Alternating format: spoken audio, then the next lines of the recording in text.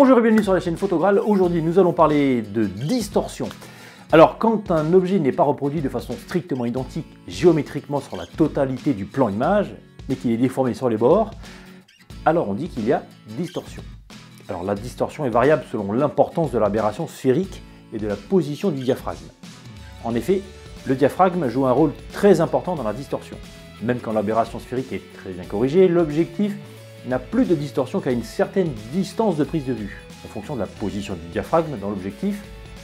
Et en fonction de cette position, justement, il y a deux formes principales de distorsion. La distorsion en barillet et en coussinet. Alors commençons par la distorsion en barillet. Nous voyons que le diaphragme se trouve devant l'objectif. Alors quand je dis devant l'objectif, ce n'est pas à l'extérieur de l'objectif, mais plus en avant ou plus en arrière du groupe de lentilles à l'intérieur de l'objectif. Donc cette distorsion en barillet, les rayons incidents obliques provenant sur le côté de l'objet, ils sont plus majoritairement reproduits en raison d'une plus courte focale due à l'aberration sphérique. Il en résulte une image plus petite sur le côté. Pour la distorsion en coussinet, le diaphragme se trouve en arrière de l'objectif et les parties sur le côté de l'objet sont plus grandes que dans le centre. La distance focale est plus longue en raison de l'aberration sphérique. Et oui, encore elle. Et l'image est reproduite un peu plus grande. Un autre type de distorsion, c'est celle dite en moustache. Elle est la réunion des deux précédentes et elle est plus complexe. Je ne m'étendrai pas sur celle-ci. Alors, peut-on corriger la distorsion? Oui. Cette correction se fait par une constitution symétrique de l'objectif avec le diaphragme au centre, comme l'aplanate par exemple. D'un côté, on a une distorsion en barillet et de l'autre, en coussinet.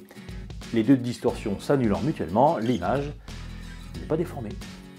Alors pour les objectifs non symétriques, la distorsion est suffisamment corrigée pour un certain rapport de reproduction, en général pour une mise au point à l'infini.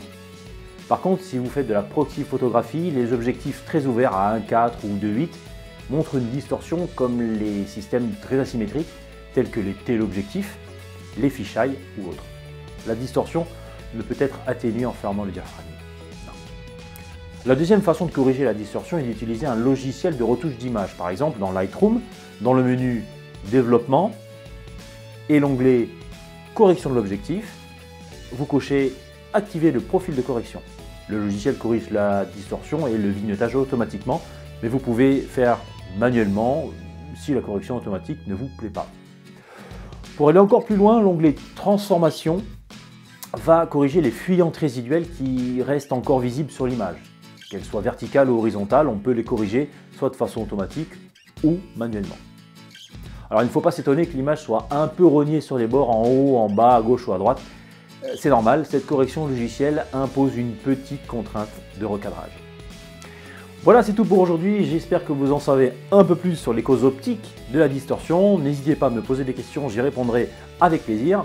Abonnez-vous à ma chaîne, mettez-moi un petit pouce bleu et partagez cette vidéo pour ceux qui en auraient besoin. Et ben moi je vous dis à bientôt pour une nouvelle vidéo.